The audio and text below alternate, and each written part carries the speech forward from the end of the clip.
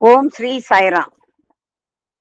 ఓంకార బీజ రూపాయ సర్వేశాయ జగత్పతే ప్రథమాయ నమస్తుభ్యం శ్రీ సత్యసాయి గణాధిప.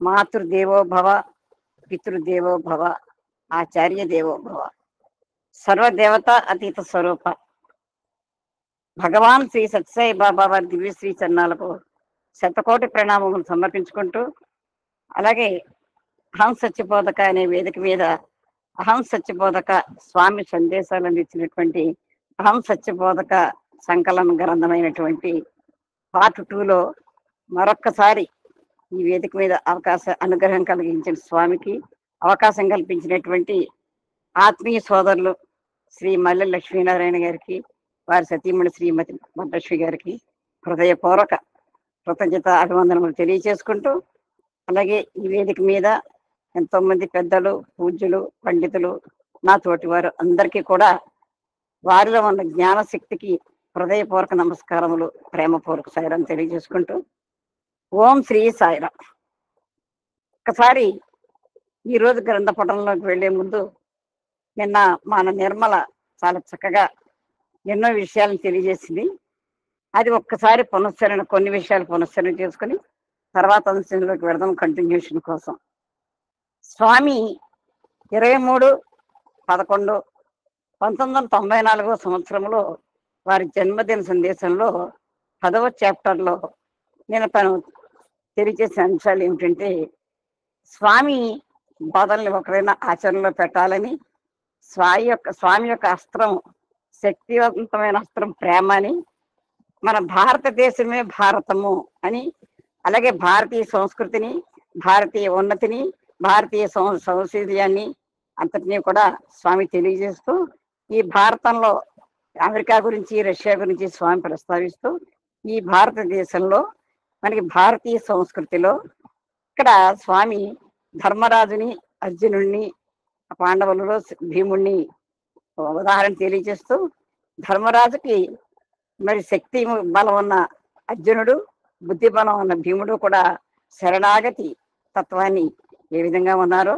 అదే విధంగా అన్ని దేశాలకి కూడా మన భారతదేశం ఉపాధ్యాయుని, అటువంటి సౌశీల్యమైన సంస్కృతి కలిగిన మన భారతదేశ ఉన్నతిని గురించి తెలియజేస్తూ, అటువంటి భారతీయ సంస్కృతిని ఈరోజు అహంకారాలతోటి, మమకారాలతోటి మనం తెలుసుకోలేకుండా, దాన్ని వినవిధేయత లేకుండా మనం ఉన్న పరిస్థితిని గురించి స్వామి గారు తెలియజేశారు. స్వామి బోధన ఒక్కటైనా ఆచరణలో పెట్టమన్నారు. విన్నంత మాత్రాన్ని ప్రయోజనం లేదు. ఈ రామాయణం చదివి అది ఎందులో ఒక్కటైనా పితృవాక్య పరిపాలన కనీసం ఆచరించారా? మరి భగవద్గీతలు బుధాన్ని వేసుకుని తిరిగినంత మాత్రం లేదు. అందులో ఒక్క విషయమైనా ఆచరణలో పెట్టాలని, అదే విధంగా ఎంతమంది అన్నీ తెలుసు అనుకుంటున్నారు, ఎంతమందికి తెలుసు అని స్వామి తెలియజేస్తూ, ఇంకా ఇంకా విశిష్టమైనది ఏంటంటే, మన భారతీయ సంస్కృతికి ముఖ్యమైన పాత్రలు, పాతివ్రత్య మహిమకి మనం ఎప్పుడు చెప్పుకుంటున్న పాత్రలు, ఆ సతీ సావిత్రి, భర్తని బతికించుకున్న సతీ సావిత్రి గురించి, సత్యమహిమతే మరి అగ్నిని కూడా సల్లార్చిన చంద్రమతి గురించి, ఆ ఇక్ష్వాక కుల ఆ తత్వాన్ని దాన్ని తెలియజేయడం, శీలత్వాన్ని తెలియజేయడం కోసం అగ్నిగుండాన్ని దొరికిన సీత గురించి, ఆ కిరాతకుని బూడిద గావించిన దమయంతి గురించి, అటువంటి వారి పతివ్రతామణుల గురించి తెలియజేస్తూ, ఈ సప్తసాగరం మీద ఉన్న ఈ ఉపరితలమైన భరత జాతి పాతివ్రత్యమేమో ఎంత గొప్పదో తెలియజేస్తూ, భావ సంపదకి ఇది మహా పంట భూమి, అఖిల దేశములకి ఇది ఉపాధ్యాయి అని స్వామి తెలియజేశారండి. అంటే ఇవన్నీ మనం చదివినంత మాత్రం ఇవన్నీ సావిత్రి గురించి చెప్పుకుంటున్నాం, వీటన్నిటి గురించి చెప్పుకుంటున్నాం. వారికి ఆ పాతివ్రత్యమేమో ఏ విధంగా వచ్చింది అనేది స్వామి తెలియజేస్తూ, ఈరోజు అంశము 130వ పేజీ 2వ పేర, అంటే దీని కంటిన్యూషన్ 2వ పేర. స్వామి ఇవన్నీ మనం తెలుసుకోవాలి, ఆచరించాలి అంటే స్వామి ఏం చెప్తున్నారంటే, దైవ భక్తులు మాంసభక్షణ, మద్యపానము, ధూమపానము తక్షణమే మానివేయాలి. మనం దేవుడు భక్తులు అని విభూతి పిండి గట్టి పెట్టుకొని ఉంటే సరిపోదు. స్వామి నాకు ఒక అదృష్టం ఏంటంటే, ఈ ఉపన్యాసం చెప్పిన రోజు నేను ప్రశాంత నిలయంలో ఉండడం జరిగింది. అది నేను చివరితో వినడం కూడా జరిగింది. చదువుతుంటే మళ్ళీ అంత గుర్తుకొస్తుంది. మాంసభక్షణ మానేమన్నారు, మద్యపానం మానేమన్నారు, ధూమపానం మానేమన్నారు. అంతేకాకుండా ఒక విషయం చెప్పారు, ఎక్కువ సార్లు కాఫీ తాగేవాళ్ళు తగ్గించండి, మరి మానేవాళ్ళు కాఫీ మానేయండి అని కూడా చెప్పారండి ఆ ఉపన్యాసంలోని. అప్పటి నుంచి నేను కాఫీ కూడా మానేశాను సాయిరాం. వీరందరూ ఎలాంటి శక్తులు సాధించారు, ఎలాంటి పవిత్ర కీర్తిని ఆర్జించారు, ఇలాంటి వారి చరిత్రలు చదువుతున్నామే గాని వారి ఆదర్శాలను ఆచరణలో ఏమైనా పెడుతున్నామా? అంటే వీరందరూ అంటే ఆ పైన చెప్పిన సావిత్రి, చంద్రమతి వీరంతా కూడా ఇటువంటి శక్తిని ఏ విధంగా సాధించారు, ఎలా ఇంత కీర్తి నేటికి కూడా స్థిరస్థాయిగా ఉండిపోయిన కీర్తిని ఎలా సంపాదించారు? మరి ఇటువంటి వాళ్ళని చాలాసార్లు చెప్పుకుంటాం, ఏ పురుషుని వీరి పేరు తలుస్తూనే ఉంటాం. కానీ వీరు ఎటువంటి ఆదర్శాలు చూపించారో ఆచరణలో పెడుతున్నామా? ఆచరించకపోవడానికి కారణం ఏమిటి? మన దుర్భావములే, స్వార్థ స్వప్రయోజములే మూల కారణం అంటున్నారు స్వామి. ఇవన్నీ ఆచరించుకోవడానికి కారణం మనలో వచ్చే చెడు ఆలోచనలే మూల కారణం అంటున్నారు స్వామి. అహంకారం, అహంకార ఆడంబరములు మూల కారణం. ముఖ్యంగా దీనికి ఏంటంటే అహంకారము, నేను చదువుతున్నాను అహంకారము, ఆడంబరం, ఇంత గొప్పగా చదివిన ఆడంబరం, ఇవే మూల కారణం ఆచరణలో పెట్టడానికి కారణం. ఇవి పోవాలంటే ఏం చేయాలి?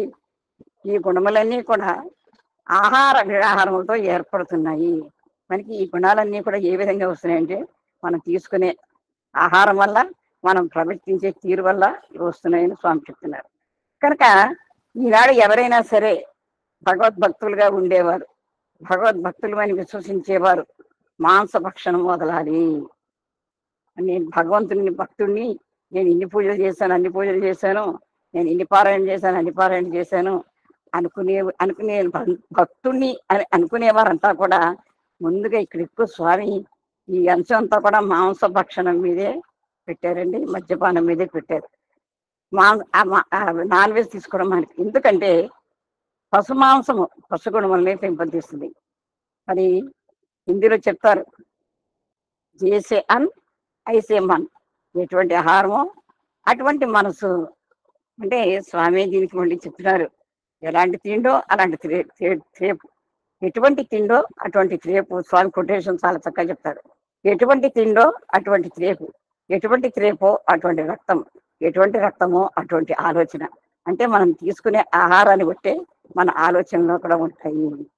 ఈ పశువు అనేది ఆ క్రూరమృగాల యొక్క మాంసం గ్రహించడం చేత మనలో కూడా క్రూరత్వం అభివృద్ధి అవుతుంది. ఆ పశుత్వము అంటే నిజంగా అది మనం తినడం కూడా చాలా మహాపాపం. అది ఒక్కటే కాదు, పరప్రాణాలను చంపడం ఎంత పాపము. కనుక నిజమైన దైవ భక్తులు కావాలని ఆశించేవారు మాంసభక్షణను పూర్తిగా వదలాలి.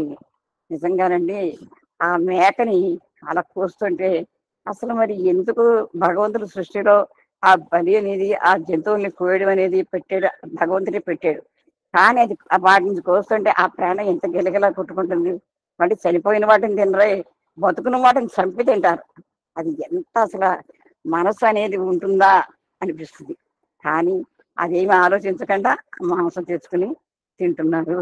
అటువంటి మాంస భక్షణాన్ని తింటే మనలో వచ్చేవి కూడా పశుగుణములే. మనం పశుగుణములు వేడి పశుపతి కావాలంటే ఇటువంటి ఆహారాన్ని మానేది. ఇక్కడ మాంసభక్షణం అంటే కేవలం మాంసమే కాదండి, మనం ఇప్పుడు స్పైసీ ఫుడ్స్, రకరకాల ఫుడ్లు అన్ని తెచ్చుకొని ఆర్డర్లు పెట్టుకొని నిల్వ చేసినవి తెచ్చుకొని మనకు బాగా మసాలాలు దట్టించిన ఆ రకరకాల ఆహార పదార్థాలు అవి కూడా వాటితో సమానమే. అవన్నీ కూడా మనం వదలాలి. మాంసభక్షణం అంటే కేవలం మాంసం. చాలా మంది ఇప్పుడు మాంసభక్షణం చేసేవాళ్ళు తగ్గిపోయారు. అందులో సత్యసాయి సేవా సంస్థల్లో చాలా మంది మానేశారండి. ఎక్కడైనా ఒకటి అలా ఉన్నారేమో కానీ అందుకనే ఈ మాంసభక్షణం వదిలేమంటున్నారు. నిజమైన దైవభక్తులు కావాలని ఆశించేవారు మాంసభక్షణం వదలాలి. మేము సాయి భక్తులం, రామ భక్తులం, కృష్ణ భక్తులం అని చెప్పుకుంటూ కోడి కోసం తినేవారు భక్తులు ఎలా అవుతారు? అమ్మో, ఈ కోడి కోయడం కూడా చాలా భయం. దాన్ని పీకి పుచ్చుకుని ఉరుకుతో దాన్ని ఆ పందాల్లో పెడుతూ వాటి కత్తులు కట్టి అవి రెండు పోట్లాడుకుంటూ ఉంటే అవి ఎంత చూసి ఆ రాప్స ఆనందాన్ని అనుభవిస్తారు చూడండి. నిజంగా వాళ్ళలో అసలు మనసు ఉందా? మళ్ళీ ఆ కోడి చనిపోగానే దాన్ని తీసుకుని దాన్ని డబ్బులు పెట్టి కొనుక్కొని తింటారు. మరి ఇంతకన్నా ఇంకా ఏమైనా బతుకు ఏముంటుందండి? అది కొంచెం మన మానవత్వం తెలుసుకుంటే అది తెలుసుకోగలుగుతాం. వీళ్ళంతా స్వామి ఏం చెప్తారంటే రాక్షసులు. రాక్షసులు అంటే ఎక్కడో లేరు, ఇవన్నీ చేసేవాళ్ళంతా కూడా రాక్షసులే. అలాంటి వారిని భగవంతుడు ఏమాత్రం అనుగ్రహించడు. కనుక ఎవరైనా సరే స్వదేశీయులు కానీ విదేశీయులు కానీ స్వామి ఆజ్ఞను పాటించేవారు మాంసభక్షణం తక్షణమే విసర్జించాలి. మన దేశం వాళ్ళు కానివ్వండి, విదేశాల నుంచి ఎంతో మంది వస్తున్నారు. నిజంగా వాళ్ళు చక్కగా కూరగాయలు కొనుక్కొని ప్రశాంతి నిలయంలో వాళ్ళని చూస్తే, వాళ్ళ ఆహార విహారాలను చూస్తే మనం ఒకసారి ఆశ్చర్యపోతాం. వాళ్ళు మాంసభక్షణం చేయరండి, అక్కడ అసలు ఏమీ చేయరు వాళ్ళు. అందరూ ఫారిన్ కంట్రీస్ లో ఎక్కువ మాంసభక్షణం చేస్తారు, మనం అక్కడక్కడ చదువుకోవడం వెళ్ళాం. కానీ వాళ్ళంతా కూడా ఇక్కడికి వచ్చి సత్వంలోకి మారిపోతున్నారు. ఎందుకంటే స్వామి చెప్పింది వాళ్ళు పాటిస్తున్నారు. చాలా మంది మాంసభక్షణం మానేశారండి విదేశీయులు. స్వామి ఇక్కడ స్వదేశీయులు విదేశీయులు లేరు, ధర్మాన్ని పాటించే వాళ్ళంతా భారతీయులే. వాళ్ళు విదేశాల్లో ఉన్నా స్వదేశాల్లో ఉన్నా ఏ దేశంలో ఉన్నా ఎవరైతే ధర్మాన్ని అందిస్తారో వాళ్ళంతా భారతీయులే. కాబట్టి స్వామి ఆజ్ఞని పాటించే వాళ్ళంతా కూడా వెంటనే స్వామి ఆ జన్మదినోత్సవం రోజున కోరుకుని ఆ గిఫ్ట్ ఏంటి అంటే మాంసభక్షణని వదిలిపెట్టమన్నారు. మనము నీరు తీసుకుంటున్నాం, నీటిలో ప్రాణశక్తి జీవశక్తి ఉంటున్నది. నీరు పవిత్రమైన భగవద్ంశము, భగవంతుడి నుండి నీరు ఆవిర్భవిస్తున్నది.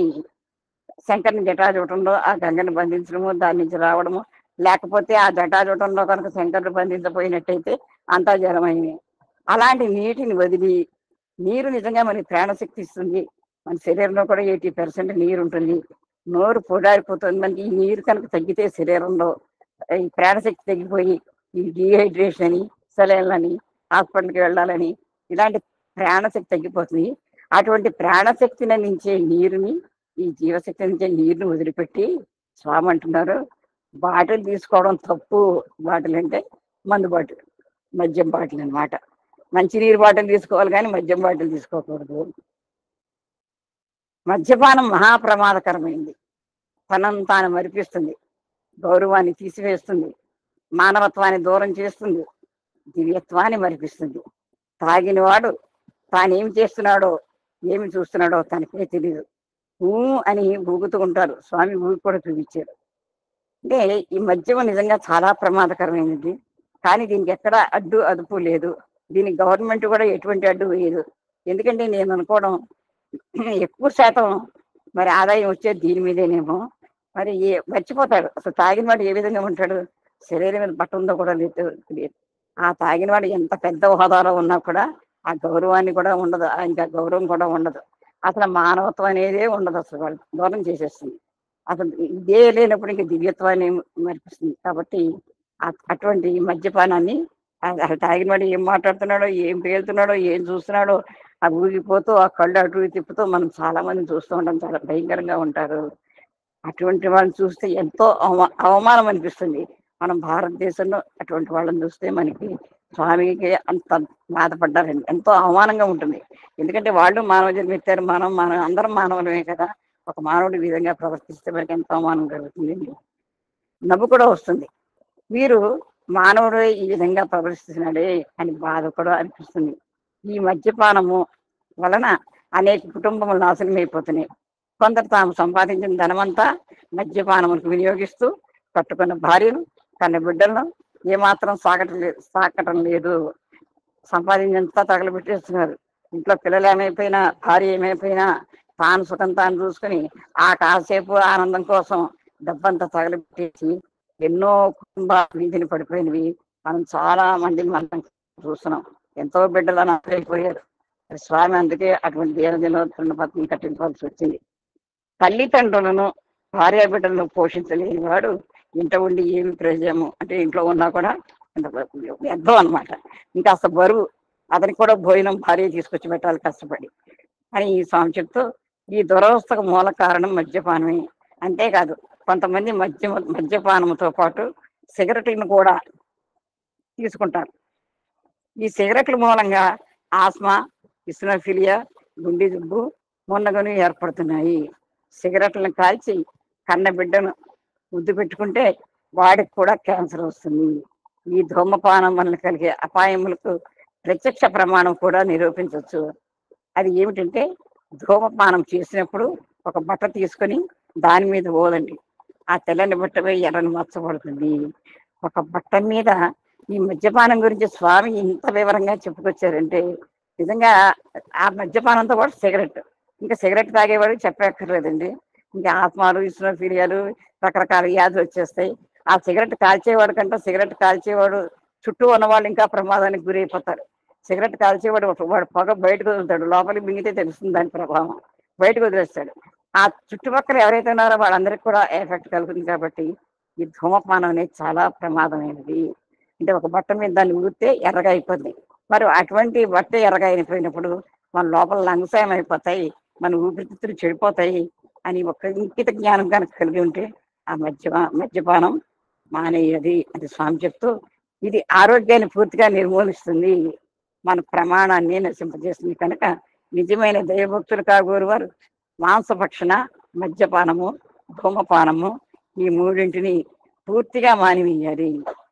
అంటే సిగరెట్లు అనేవి చూడండి, తండ్రి ఇంట్లో సిగరెట్ కాలిస్తే చిన్న పిల్లవాడు ఒక కాగితం చుట్ట చుట్టుని మా దగ్గరికి బాల వికాస్కి వచ్చేవాడు. ఓ చుట్టలు చుట్టుకుని నోట్లో పెట్టుకున్నాడు. ఏమిట్రా నాన్న అంటే, మా నాన్న ఇలాంటి ఇలాంటిది ఒకటి తెల్లటిది ఒకటి నోట్లో పెట్టుకుంటాడు అని చెప్పాడండి. అంటే తల్లిదండ్రులు చూసి పిల్లలు కూడా పాడైపోయే పరిస్థితి ఆ సిగరెట్ల వల్ల. అంత ప్రమాదం ఉంది. ఇప్పుడు ఈ మద్యపానం ఆ చీర్స్ అని కొట్టుకుంటారు కదా, ఇప్పుడు మంచినీళ్ళకు కూడా గ్లాసులు చీర్స్ అని కొట్టుకుంటున్నారు. తాగే డ్రింకులు కూడా చీర్స్ అండి. ఇవన్నీ కూడా పిల్లల్ని పెడమారం వైపు ఈ మద్యపానం తాగేవాళ్ళు పెడదామని పట్టిస్తున్నారు. ఇది నేటి సమాజ పరిస్థితి. కాబట్టి స్వామి ఏం కోరుకున్నారంటే ఇవి మానేయాలని కోరుకున్నారు. ఇది మానసిక పరివర్తన వల్ల వస్తుంది కానీ పరుల వల్ల వచ్చేది కాదు. ఎవరికి వారు సత్యాన్ని గుర్తించాలి. ఇది ఎవరికి వారు నా ఆరోగ్యం పాడైపోతుంది తీసుకోవడం వల్లని ఎవరికి వారు ఆలోచించుకుని చేయాలి. కానీ బాబు నువ్వు ఆపేరా నీకు ఆరోగ్యం పాడైపోతుందంటే తెలిసి వచ్చేది కాదు. కాబట్టి ఆ పరివర్తన తెచ్చుకోవాలి. ఆ పరివర్తన ఏ విధంగా ఏదైనా చూసో ఏదైనా జరిగో ఇక దీక్షలు తీసుకుంటారు. అంటే చేతిలో డబ్బులు లేనప్పుడు దీక్షలు తీసుకుంటారు. అయ్యప్ప దీక్ష అనేది కళ్ళతో చూశానండి. 40 రోజులు డబ్బులు ఉండవు కాబట్టి దీక్ష అయిపోతుంది, తాగడం మానేస్తారు. 47 రోజులు మళ్ళీ తాగడం మొదలు పెడతారు. ఇది ఎందుకు? అది వాళ్ళు మామూలుగా మానసిక పరివర్తన రాలేదు అక్కడ. కాబట్టి ఈ మద్యపానం గురించి ఇంత స్ట్రెస్ చేసి చెప్పారు. ప్రేమ స్వరూపులారా, మీ సంతోషమే నాకు సంతోషం. నేను సంతోషంగా ఉండాలంటే ఈ జన్మదిన కానుకగా మీరు మాంసభక్షణ, మద్యపానము, ధూమపానము ఈ మూడింటిని స్వామికి అర్పితం చేయండి. ఇలా అర్పితం చేయడం వల్ల మీరు బాగుపడతారు, సమాజము బాగుపడుతుంది, మరి తర్వాత ద్వారా దేశము బాగుపడుతుంది. కుటుంబము, సమాజము, దేశము ఈ మూడు బాగుపడమే స్వామి లక్ష్యం. స్వామి అవతార లక్ష్యం ఏంటంటే ప్రతి ఒక్కరిని ఉద్ధరించడమే కాకుండా వారి కుటుంబాన్ని, ఆ దేశాన్ని మరి సంరక్షించడమే స్వామి లక్ష్యం. కాబట్టి స్వామి ఇవన్నీ వదిలిపెట్టాలంటున్నారు. మరి స్వామిని అనుసరించాలంటే విశ్వాసం మీకుండి మొట్టమొదట ఈ 3 వ్యసనాలు త్యజించండి అని. ఇవే కాదండి, ఇంకా ఏమైనా మనలో చెడు వ్యసనాలు అంటూ ఉంటే అవి కూడా మనం వదిలిపెట్టాలి. ఈ కిళ్ళీలు, పాన్ పరాకులు రకరకాలు వేసుకుంటున్నారండి, అవన్నీ కూడా వదిలిపెట్టాలి. అప్పుడే మన ఆరోగ్యం బాగుంటుంది, కుటుంబం బాగుంటుంది. మన కుటుంబం బాగుంటే మన చుట్టుపక్కల కూడా బాగుంటారు, దేశం బాగుంటుంది. ఇదే క్షణంలో మీరు రేపు అని వాయిదా వేయకూడదు. ఇప్పుడే ఈ నిమిషంలోనే ఈ దుస్సంకల్పాలను మీరు దూరం చేసుకోవాలి. అదే ఈనాడు మీ నుండి నేను ఆశించే కానుక. ప్రేమ స్వరూపమైన మీరు తప్పక దీన్ని ఆచరించి స్వామికి ఆనందాన్ని అందించి దేశమునకు, కుటుంబమునకు సరి అయిన ఆదర్శప్రాయులు అవుతారని నేను ఆశిస్తూ, ఆశీర్వదిస్తూ నా ప్రసంగాన్ని విరమిస్తున్నాను. తేదీ 23/11/1994 భగవాన్ శ్రీ సత్యసాయిబాబా వారి జన్మదిన సందేశము ఇది పూర్తయిందండి. తర్వాత 11వ చాప్టర్ 133వ పేజీలో స్వామి తెలియజేస్తున్న అంశము తల్లిదండ్రులే ప్రత్యక్ష దైవాలు. మీకు ప్రత్యక్ష దైవాలు ఎవరు? కంటి కనిపించే తల్లిదండ్రులే. సర్వరూపధరం శాంతం, సర్వనామధరం శివం, సచ్చిదానందం అద్వైతం, సత్యం శివం సుందరం. సర్వరూపాలు ధరించిన శాంత స్వరూపుడు భగవంతుడే, సర్వనామాల్ని ధరించినటువంటి శివుడు భగవంతుడే, సచ్చిదానందం ఎల్లప్పుడూ ఆనందంగా ఉండే స్వరూపుడు, రెండు లేదు అద్వైత స్వరూపుడైన భగవంతుడే. ఆయనే సత్యం, ఆయనే శివం, ఆయనే సుందరం అని ఇందులో తెలియజేస్తున్నారు. తర్వాత ఒక పద్యంలో తెలియజేస్తున్నారండి. భాను తేజంబు కంటే భాసిల్లుచుండు, మంచు తెలుపు కంటే మించియుండు, ఆకాశమున కంటే అతి సూక్ష్మమై ఉండు సర్వజీవుల్లోన పర్వియందు పరమాత్మ లేనిది పరమాణు లేదు అంతట నిండితానంటకుండు పరమాత్మ సందర్శ భవ్య వికాసము నిఖిల లోకాలలో నిండియుండు బ్రహ్మమందున మీరు మీలోని బ్రహ్మ మీరే బ్రహ్మంబు మీరే అయ్యు బ్రహ్మమయులకు మీరు బ్రహ్మలే అగుదురు కాని మోహాదికులగుట్గాన కానరైరి సూర్యుడి కంటే అంటే ఇక్కడ స్వామి బ్రహ్మతత్వాన్ని నిరూపిస్తూ మనమంతా కూడా బ్రహ్మలమే అని చెబుతూ సూర్యుని తేజం కంటే కూడా ప్రకాశంగా ప్రకాశిస్తున్నటువంటి మంచు తెలుపు కంటే కూడా మించి ఉన్నటువంటి ఆకాశముల కంటే కూడా ఆకాశం అతి సూక్ష్మమై ఉండినటువంటి సర్వ జీవులలోనూ వ్యాపించి ఉండినటువంటి నిండి ఉండినటువంటి పరమాత్మ లేని ప్రతి పరమ అణువు నుంచి ఘనం వరకు కూడా నిండి ఉన్న పరమాత్మ అంతటా నిండి తానంటకుండు అంతటా నిండి ఉన్నాడు కానీ తానికి ఏమి అంటాడు ఏ విధంగా పామరాకు మీద నీటి బొట్టులాగా పరమాత్మ సందర్శన భవ్య వికాసము నిఖిల లోకాలలో నిండియుండు ఆయన సందర్శనమే మనకి ఆనందదాయకము ఇది యావత్ సృష్టి మొత్తంలో కూడా నిండి ఉంది సర్వవ్యాపకుడు బ్రహ్మం అందున మీరు ఇదంతా బ్రహ్మమని చెప్తున్నారు ఈ సృష్టి అంతా బ్రహ్మమని చెప్తున్నారు ఈ ప్రతీది బ్రహ్మమని చెప్తున్నారు అణువు దగ్గర నుంచి ఘనం వరకు బ్రహ్మమని చెప్తున్నారు ఇదే స్వామి సత్యం జ్ఞానమనంతం బ్రహ్మ సత్యం జ్ఞానమనంతం బ్రహ్మ సత్యం బ్రహ్మ జ్ఞానం బ్రహ్మ అనంతం బ్రహ్మ ఇదంతా కూడా బ్రహ్మే ఈ బ్రహ్మములోనే మనం ఉన్నాం అని మళ్ళీ ఇంకా చెప్తున్నారు స్వామి మనలోనే బ్రహ్మం అన్నది అంతేకాదు మనలో ఈ సృష్టిలో మనం ఉన్నాము ఈ పరమాత్మలో మనం ఉన్నాము మనలోనే ఆ బ్రహ్మస్వరూపుడుగా పరమాత్మ ఉన్నాడు మనమే దేవుళ్ళము దేవుడు అంటే నేనే ఆయన బ్రహ్మం మీరే మనమే బ్రహ్మను అయితే ఇటువంటి బ్రహ్మమయులకు మీరు బ్రహ్మలే అవుతారు కానీ ఈ మోహాదికులకు ఈ మోహం ఎక్కువైపోయి అహంకారం మమకారాలతోటి ఈ మోహంలో పడిపోయి లౌకిక విషయవాంఛంలో పడిపోయి ఆ బ్రహ్మాన్ని మనం గుర్తించలేకపోతున్నాం మనలో ఉన్న బ్రహ్మతత్వాన్ని మనలో ఉన్న దైవతత్వాన్ని మనం గుర్తించలేకపోతున్నామని నాకు సింపుల్గా తెలిసిన దాన్ని నేను ఇక్కడ తెలియజేశానండి. తర్వాత స్వామి చెప్తున్నారు, ప్రేమ స్వరూపులారా సత్యమే ఈ ప్రపంచ స్వరూపం ధరించినది, సత్యమే లేకుండా జగత్తే లేదు, సర్వము సత్యము నుండి ఆవిర్భవించింది. సత్యము అంటే ఇక్కడ మనం ఏదో మాట్లాడే మాట లేకపోతే సత్యమనే పలుకుతాననేది కాదు, సత్యమే ఈ ప్రపంచ స్వరూపాన్ని ధరించింది. అంటే ఇక్కడ భగవంతుడే ఈ ప్రపంచ స్వరూపంగా ధరించి వచ్చాడు. సత్యమే లేకుండా జగత్తే లేదు, ఈ సత్యమే భగవంతుడు. అదే మనం ప్రకృతి పురుషుడు అంటాం. సర్వము కూడా ఆ సత్యము నుండి ఆవర్తించిందంటే ఆ భగవంతుడి నుంచే వచ్చినదని చెప్తూ స్వామి సత్యంబు నందుండి సర్వంబు సృష్టించే సత్యంబు నందనకి సర్వ సృష్టి, సత్య మహిమలేని స్థలమేది కనుగొన్న శుద్ధ సత్వం ఇది చూడరయ్యా.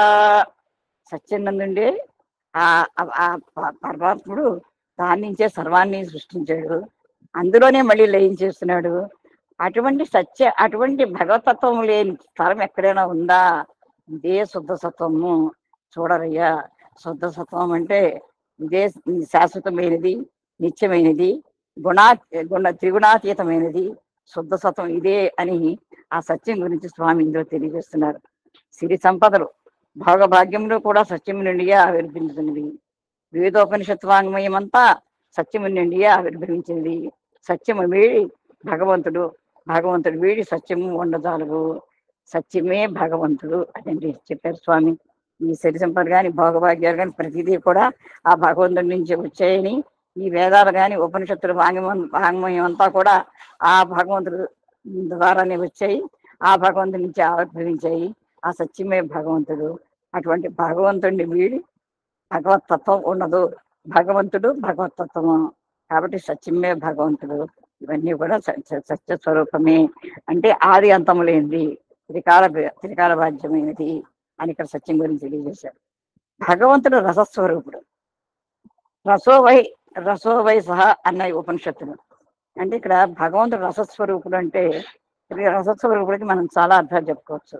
భగవంతుడు ప్రేమ స్వరూపుడు అనుకోవచ్చు, మధురమైన వాడు అనుకోవచ్చు.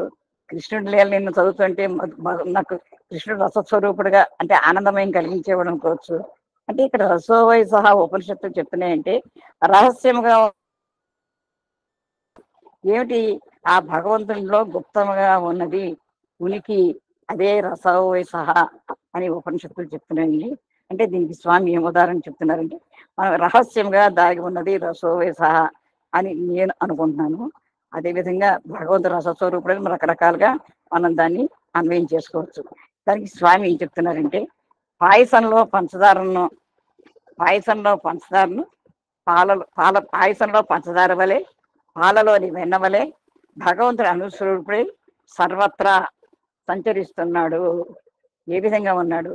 ఒక పాయసం ఉన్నది, పాయసంలో పంచదార ఉన్నది. పంచదార మనకి కనపడదు, కానీ అది తాగుతుంటే మనకి ఏం తెలుస్తుంది? తీపి తెలుస్తుంది. ఆ తీపే భగవతత్వము, ఆ పాయసమే భగవంతుడు. అంటే పాయసం తాగినప్పుడు ఆ తీపి చక్కెర కనపడకుండా తీపి రూపంగా ఏ విధంగా మనకు ఉంటున్నాడో అదే పాలల్లో వెన్న. పాలు చూస్తున్నాం, వెన్న కనపడదు. దాన్ని చిరికి తెలిపిస్తే వెన్న కనపడుతుంది. అది కూడా రహస్యంగా లోపల దాగి ఉంది వెన్న. అదే భగవంతుడు. అణుస్వరూపుడే సర్వత్రా సంచరిస్తున్నాడు. భగవంతుడు రసస్వరూపుడు, కంటికి కనపడ్డు. కానీ ఆ భగవతత్వం యావత్ ప్రపంచము మనిషిలో యావత్ శక్తిలోనూ కూడా కంటికి కనపడకుండా వ్యాపించి ఉన్నాడని తెలియజేస్తున్నాడు. భగవంతుని సాక్షాత్కారం పొందట కొరకు కష్టమైనప్పటికీ ఆయన ఉనికిని సర్వులు గుర్తించడానికి సాధ్యమవుతుంది. భగవత్ సాక్షాత్కారం కావాలంటే చాలా కష్టం. ఇక్కడ భగవత్ సాక్షాత్కారం అంటే స్వామిని ఎదురకుండా సాక్షాత్కరించుకోవడం కాదు.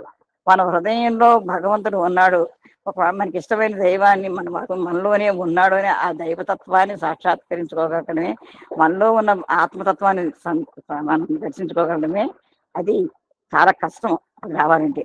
కానీ అది ఏ విధంగా ఉన్నదో మనం గుర్తించడం సాధ్యమవుతుంది.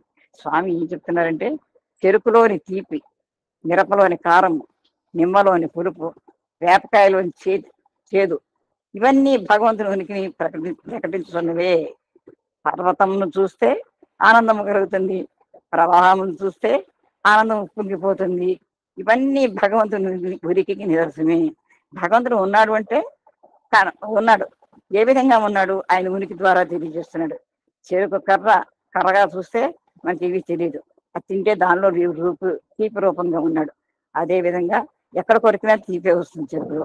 మిరపకాయ ఎక్కడ కొరికినా కారం వస్తుంది, కాయలా చూస్తే కారం తెలియదు, ఆ కారం రూపంలో. అంటే స్వామి ఉదాహరణ అనమాట, పులుపు రూపంలో.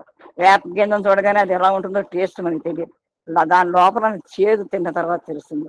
అదే విధంగా భగవంతుడు సూక్ష్మ రూపంలో అంతటా వ్యాపించి ఉన్నాడు. ఒక పర్వతాలను చూస్తే మనకి ఆనందం కలుగుతుంది, ఆ సముద్ర తీరానికి పెడితే ఆ ప్రవాహాన్ని చూస్తుంటే ఆ కెరటాలు వస్తుంటే ఎంత ఆనందపడిపోతూ ఉంటారండి పెద్దవాళ్ళు కూడా. మనకి ఆనందం ఉప్పింగిపోతుంది. ఇవన్నీ కూడా భగవంతుడి ఉనికికి నిదర్శనాలే. భగవంతుడు ఉన్నాడు అని తెలియజేయడానికి ఇవన్నీ నిదర్శనములు, ప్రభావాలే, భగవంతుడి ప్రభావాలే అని స్వామి చెప్తున్నారు. నక్షత్రాలు ప్రకాశిస్తున్నాయి, సూర్యుడు తీక్షణంగా వెలుగుతున్నాడు, గ్రహములు తిరుగుతున్నాయి. ఇవన్నీ భగవంతుని ఉనికి యొక్క ప్రత్యక్ష స్వరూపములే. విధంగా సూర్యకాంతి కానీ, మరి నిండు వెన్నెలు కానీ ఇవన్నీ కూడా భగవంతుడు ఉన్నాయని తెలియజేస్తున్నాయి. గ్రహాలు తిరుగుతున్నాయి, అంతెందుకు మన భూమి తిరుగుతోంది, కానీ మనం తిరగట్లే, కానీ భూమి తిరుగుతోందని మనకు తెలుసు. అదే భగవంతుడు ఉనికంటే. ఈ విధంగా గ్రహాలన్నీ కూడా తిరుగుతున్నాయి అది చెప్తూ అగ్ని కణమును అర్థం చేసుకున్నప్పుడు అగ్ని యొక్క స్వరూపాన్ని అర్థం చేసుకున్న వాడు అవుతాం. అగ్ని నుంచి ఒక చిన్న నిప్పు కణం వేసింది అనుకోండి, అది మన ఇంటి మీద పడితే కొంచెం చురుక్కుమంటుంది. అప్పుడు అది ఎప్పుడైతే దాన్ని తెలుసుకున్నామో ఆ అగ్ని స్వరూపాన్ని కూడా మనం అర్థం చేసుకోవచ్చు. నీటి బిందువును అర్థం చేసుకున్నప్పుడు గంగ యొక్క స్వభావాన్ని మనం అర్థం చేసుకోవచ్చు. ఇప్పుడు గంగా స్వభావాన్ని అర్థం చేసుకోవాలంటే, ఒక నదీ స్వభావాన్ని అర్థం చేసుకోవాలంటే ఒక చిన్న బిందువు రుచి చూస్తే ఆ ప్రవాహం ఎలా ఉంటుంది అనేది మనం అర్థం చేసుకోవచ్చు. ఆ రుచి చూసేదే అందులో ఉన్న ఆ మధురమే భగవంతుడు నిరూపించే ఉనికే ఇవన్నీ కూడా. అదే విధంగానే మానవత్వాన్ని అర్థం చేసుకుంటే దైవత్వాన్ని కూడా గుర్తించడానికి వీలవుతుంది. ఇక్కడ మానవత్వం అని చెప్పారు, మానవత్వం అంటే మనంతా మానవులం, కానీ మనలో మానవత్వం ఉందా? మనలో మానవత్వం అనేది ఏంటంటే మనకు చెప్పారు స్వామి, మరి సత్యం మానవతా విలువలు చెప్పారు. చిత్ర పురుషార్థాలు అనే వాటితోటి మనం సంచరించాలి. అలాగే ఎన్నో ఉన్నాయి. ఇవన్నీ కనుక మనం వెలికి తెచ్చుకుని వాటిని ఆచరించి 10 మందికి ఆదర్శప్రాయంగా నిలిచినప్పుడే మనలో మానవత్వాన్ని మనం అర్థం చేసుకోగలము. మనలో ఉన్న పంచ విలువల్ని పాటించి మనం అవి మనం పాటించగలిగినప్పుడే మన మానవత్వం అర్థమవుతుంది. అయితే మనకి ఇతర వాటికి తేడా ఉండదు. ఎప్పుడైతే ఈ మానవత్వాన్ని మనం అర్థం చేసుకుంటామో, హ్యుమానిటీ అంటే ఇదే దైవత్వాన్ని, అప్పుడు మనం దైవత్వాన్ని గుర్తించగలుగుతాం. అంతవరకు మనం దైవత్వాన్ని గుర్తించడానికి వీలు కాదు. కాబట్టి మనలో మన మానవత్వాన్ని మనం తెలుసుకోవాలి, అర్థం చేసుకోవాలి. క్షేత్రజ్ఞుని గుర్తించిన వాడే తనను తాను గుర్తింపగలడు. ఇక్కడ క్షేత్రజ్ఞుడు అంటే భగవంతుడు, క్షేత్రము అంటే ఈ ప్రకృతి. ఈనాడు మానవుడు అంటే ఏమిటో మానవునికే తెలియదు.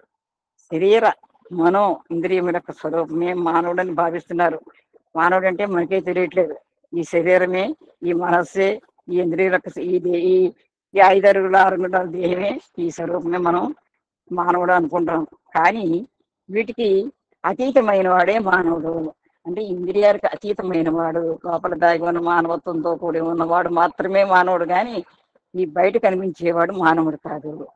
శరీర మనో ఇంద్రియములన్నింటినీ కేవలము పనిముట్లు. ఈ శరీరానికి, ఈ మనస్సుకి, ఈ ఇంద్రియములన్నీ కూడా కేవలం ఉపకరణాలే. నీవే వీటిని మాస్టర్ అంటే ఇక్కడ స్వామి దీనికి ఒకసారి ఒక చక్కని కొటేషన్ చెప్పారు. ఈ దేహము ఒక కారుతో పోల్చారు, ఈ ఇంద్రియాలన్నీ కూడా ఆ కారుకున్న చక్రాలు వాటితో పోల్చారు, ఆ స్టీరింగ్ ని మనసుతో పోల్చారండి. ఆ స్టీరింగ్ చూడండి, మనం దాన్ని కంట్రోల్ చేయకపోతే దాన్ని ఇష్టం వచ్చేట్టు వెళ్ళిపోతుంది.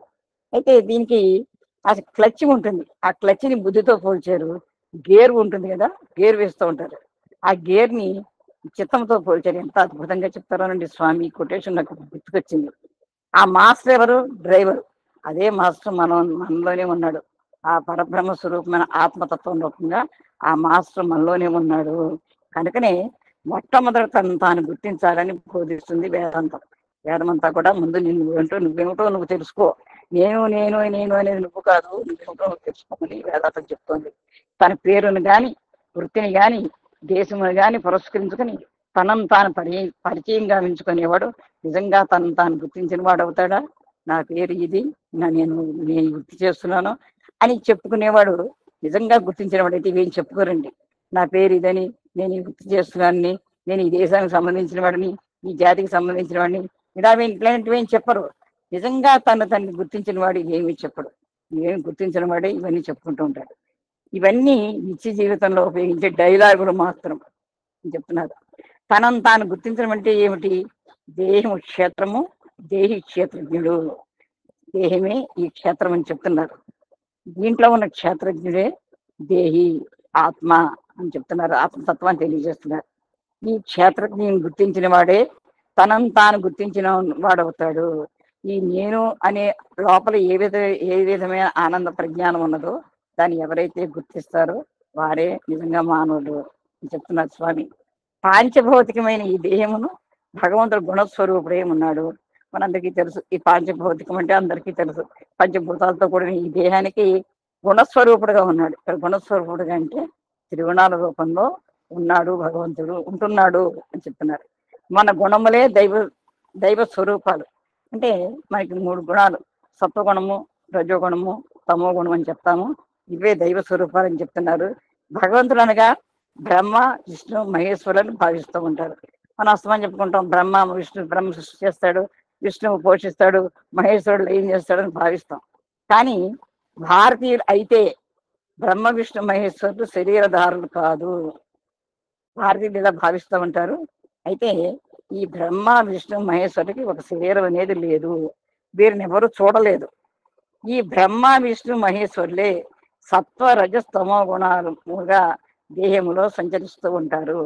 బ్రహ్మ సత్వగుణ సంపన్నుడు, విష్ణు రజోగుణ సంపన్నుడు, మహేశ్వరుడు తమోగుణ సంపన్నుడు. అంటే వాళ్ళకి తమో గుణాలు ఉన్నాయని కాదు, మనలో సత్వగుణాన్ని పెంపొందించేవాడు బ్రహ్మ స్వరూపం అయితే, రజోగుణాన్ని తగ్గించేవాడు విష్ణు స్వరూపం అయితే, తమో గుణాన్ని తగ్గించి జ్ఞానాన్ని మనకి తెలియజేసేవాడు మహేశ్వరులే. సత్వ రజస్తమో గుణములుగా దేహములో సంచరిస్తుంటారు కనుక మన గుణములే దైవ స్వరూపాలు అని స్వామి చెప్తున్నారు. అటువంటి దైవ స్వరూపమైన గుణాలని మనం లౌకికంగా వాడుతున్నాం. బ్రహ్మ సృష్టి గావిస్తాడు, అయితే సృష్టి గావించే విధానం ఎవరూ గుర్తించలేరు. బ్రహ్మ సృష్టి చేస్తాడంటే అది ఎవరికి తెలుసు, ఎవరికి తెలియదు, అది కంటికి కనబడదు, హృదయానికి అర్థం కాదు. అలాంటి అతీతమైన జీవితత్వం తల్లి బోధిస్తున్నది. అంటే ఇక్కడ తల్లి చెబుతోందండి ఏ విధంగా బ్రహ్మ సృష్టి చేస్తాడనేది ఒక తల్లి చెబుతోంది. ఒక చిన్న సెల్లో గర్భంలో పడగానే నవమోసాలు మోసి ఆ బిడ్డకి జన్మనిచ్చి తానే బ్రహ్మని, తానే సృష్టికర్తని అని తల్లి బోధిస్తోంది. ఎందుకంటే తల్లి సృష్టి చేస్తోంది కదా, ఒక వ్యక్తికి పునర్జన్మనిస్తోంది. తనలో తానే క్రియేట్ చేసుకుని దేహం ఇంకో జన్మకి ఇంకొక వ్యక్తికి జన్మనిస్తోంది కాబట్టి ఆవిడే తల్లి. కనుకనే మొట్టమొదట మన వేదాల్లో కూడా చెప్పారు కదా, మాతృదేవో భవ అన్నారు. అందుకనే మనం జన్మనిచ్చిన మాతృమూర్తిని, ఈ రోజు ఈ అవకాశం కలిగించిన ఆ మాతృమూర్తిని మనం ఇప్పుడు కూడా మర్చిపోకూడదు. తల్లియే బ్రహ్మస్వరూపం. బ్రహ్మ యొక్క స్థానంలో మనం తల్లిని చూసుకోవాలి. అంతేగాని బ్రహ్మ ఎక్కడో ఉన్నాడు సృష్టి చేస్తాడు మనం వచ్చాము అనుకోకుండా తల్లి స్వరూపంలో తల్లినే బ్రహ్మగా భావించాలి. ఇదే బ్రహ్మ విశ్వాసములకు సంకేతము. ఇంకా తల్లి సృష్టించిన బిడ్డ, తల్లి సృష్టిస్తుంది, తర్వాత బిడ్డను పోషించి ఉన్నత స్థాయికి కోల్పోతుంటాడు తండ్రి. రక్షణ కర్తను విష్ణువుగా భావిస్తున్నారు. అంటే తండ్రిని విష్ణువుగా చెప్తున్నారు ఇక్కడ స్వామి. పుట్టిన బిడ్డని మరి పెరగడానికి, చదువుకుందుకు, వాళ్ళ పెద్దవాళ్ళు అవ్వడానికి, పెళ్ళిళ్ళకి, పేరెంటాలకి ఎన్నో కృషి చేస్తూ ఉంటాడు, ఎంతో కష్టపడుతుంటాడు కదా, ఆయనే విష్ణువు. అటు విష్ణు యొక్క ప్రతిరూపమే తండ్రి కాబట్టి పితృదేవో భవ అన్నారు. కాబట్టి ఈ రోజు కూడా బ్రహ్మ విష్ణువు యొక్క రూపము. ఇంకా మూడో వాడు ఈశ్వరుడు. ఈశ్వరుడు అంటే గురువు. ఈయన అడిగిన వాళ్ళందరికీ వరాలు ఇస్తుంటాడు కాబట్టి ఈశ్వరుని మనం పౌఢాశంకరుడిని కూడా పిలుస్తూ ఉంటాం. ఎవరిని కాదని లేడు. ఇటు శివస్వరూపాన్ని ధరించిన వాడు గురువు.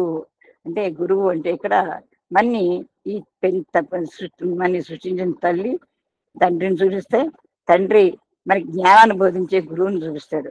ఎటువంటి జ్ఞానాన్ని బోధిస్తాడు మనకి? ఆచార్య దేవోభవ. ఆయన ఆచరించి మనం ఏ విధంగా మన మానవత్వాన్ని తెలుసుకోవాలో మనకి తెలియజేసేవాడు, మన మార్గాన్ని ముందు సుగమం చేసేవాడు గురువు. కాబట్టి ఆయన ఆచార్య దేవోభవ అన్నారు. కాబట్టి బ్రహ్మ చేత సృష్టింపబడి విష్ణు చేత కాపాడబడే ఈ జగత్తులను సక్రమైన మార్గంలో ప్రవేశపెట్టి దివ్యత్వానికి దారి చూపేవాడే గురువు. దివ్యత్వానికి దారి చూపేవాడు గురువు అని చెప్తున్నారు. సత్వ రజస్తమో గుణ స్వరూపులైన బ్రహ్మ విష్ణు మహేశ్వరులు ప్రతి మానవుని ఎందు ఉంటున్నారు కనుకనే ఈశ్వర స్వరూపభూతానం ఈశావాస్యమిదం జగత్ అన్నారు. సర్వత్రా ఉన్న దివ్యత్వము గుణం యొక్క స్వరూపమే.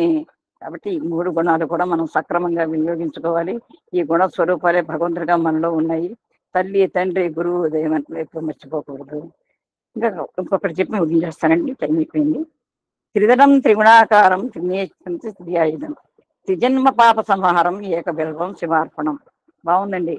త్రిదళం త్రిగుణాకారం త్రినేత్రం త్రియాయుధం త్రిజన్మ పాప సంహారం ఏకబిల్వం శివార్పణం అని ఒక బిలవపత్రాన్ని శివుడికి అర్పించేస్తే అయిపోతుందా? ఈ త్రిదళం అంటే ఏమిటి?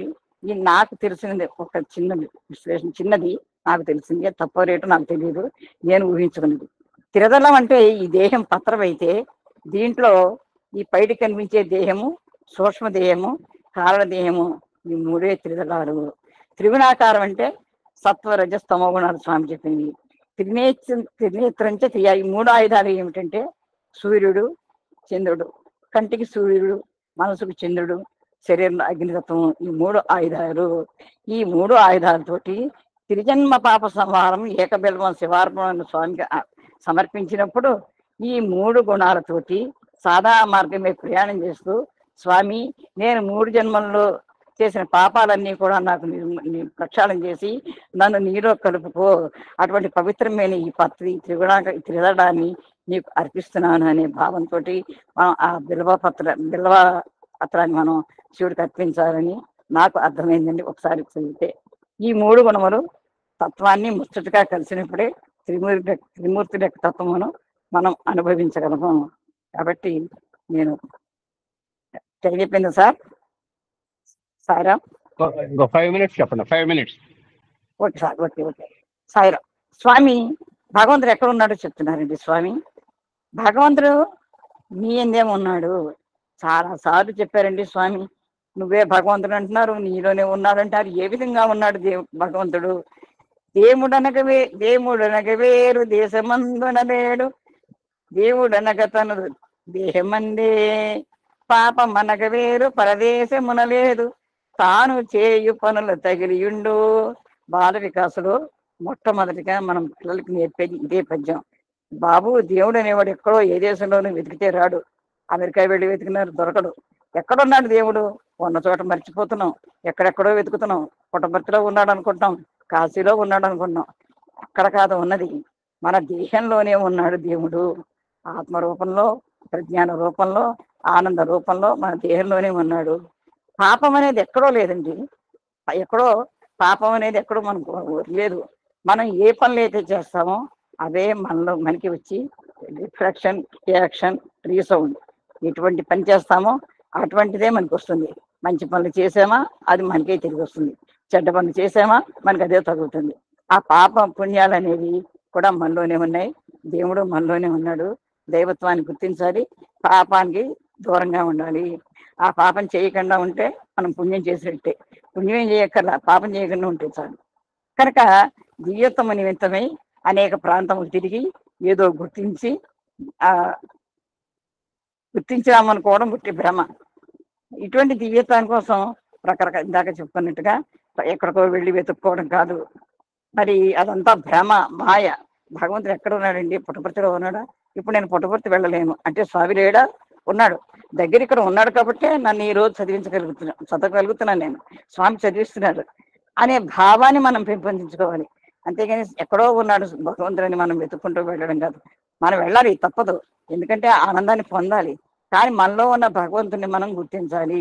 నేనే దేవుణ్ణి అనుకుంటూ ఉండాలన్నమాట. అదన్నీ వెతుక్కోవడం బ్రహ్మ, మాయ అని చెప్తున్నారు. తనను తానే గుర్తించిన వ్యక్తి ఇంకా దేనిని గుర్తించగలడు? అసలు మనం అంటే ఎవరు, ఎందుకు వచ్చాము, ఏం చేయాలి, ఎక్కడికి వెళ్తామని తెలుసుకోలేని వాళ్ళు ఇంకా దేవుని గుర్తిస్తామండి. ఇదే ఈనాడు జగత్తులో జరుగుతుంది.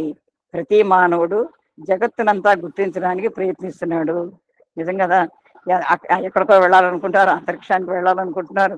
ప్రతి ఒక్కళ్ళు కూడా ఏవో పెద్ద పెద్ద గోల్స్ పెట్టుకుంటారు. మరి ఏరోనాట్స్ అంటున్నారు, అవ్వంటున్నారు, ఇవ్వంటున్నారు.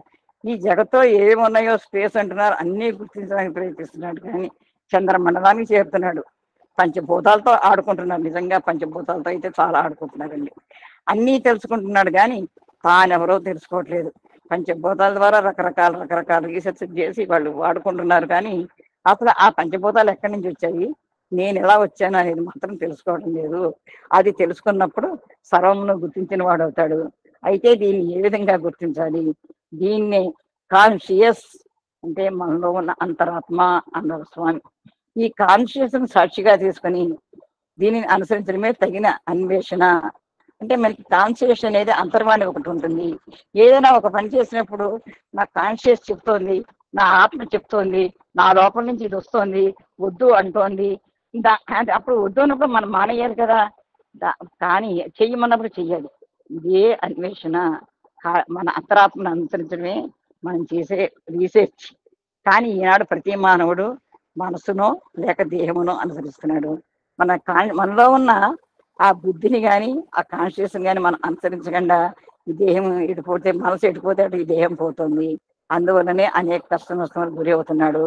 భగవంతుని విమర్శించడం చాలా సులభమే, కానీ విశ్వసించడం, అనుసరించడం చాలా కష్టం. ఈ కష్టమైన దాని ఎందే మన జీవితాన్ని లగ్నం చేసి తద్వారా ఈ సత్యాన్ని గుర్తించాలి. ఇటు శ్రమను పడక పవిత్రమైన జీవితం పొందలేము. కనుక ఏదో భగవంతుని చాలా ఈజీగా విమర్శించేస్తారు.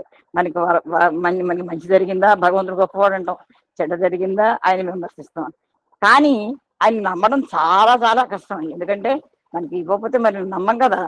కానీ చాలా కష్టం. కానీ ఆ కష్టంలోనే ఇష్టాన్ని వెతుక్కోవాలి. కష్టపడితే కానీ ఏది దొరకదు.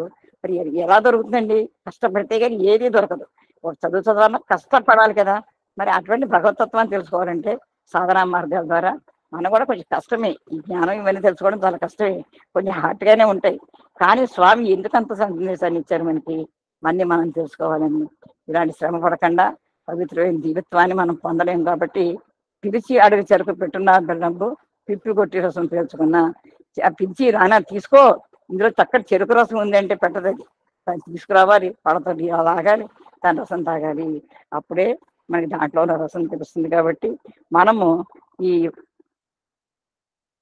ఈ విధంగా స్వామి చెప్పిన మార్గాల్లో నడుచుకుంటూ, స్వామి ఈరోజు తల్లిదండ్రులకి మన సృష్టికర్తే బ్రహ్మ విష్ణు మహేశ్వరుడు తల్లిదండ్రులని, తల్లిదండ్రులను ఎప్పుడూ మర్చిపోకూడదని, ఈ మాంసభక్షణము మద్యపానము వదిలేయమని ఈ విధంగా స్వామి ఈరోజు మనకి చక్కటి సులభమైన భాషలో సులువైన అంశాలను మనకి అందించిన స్వామికి నాకు తోచింది నేను చెప్పిన దానికి నా చేత చెప్పించిన స్వామికి హృదయపూర్వక నమస్కారాలు తెలియజేసుకుంటూ, అదేవిధంగా నాకు ఈ అవకాశం ఇచ్చిన మా సోదరులు లక్ష్మీనారాయణ గారి దంపతులకు కూడా హృదయపూర్వక కృతజ్ఞతాభివందనం తెలియజేసుకుంటూ, ఇంతవరకు ఎంతో ఓర్పుగా విన్న మీకందరికీ కూడా పేరు పేరున ప్రేమపూర్వక ధన్యవాదములు.